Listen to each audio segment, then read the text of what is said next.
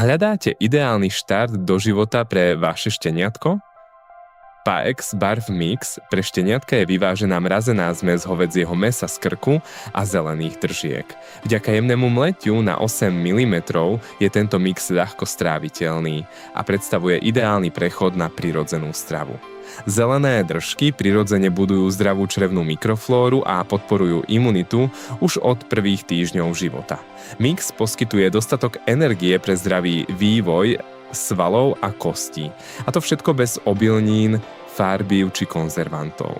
Odporúčame podávať šteniatkám v dávke 5 až 8% ich telesnej hmotnosti denne. Stačí rozmraziť potrebnú porciu a pre kompletné menu skombinovať s vnútornosťami či zeleninou. Nezabudnite, že po rozmrazení treba produkt spotrebovať do 24 hodín.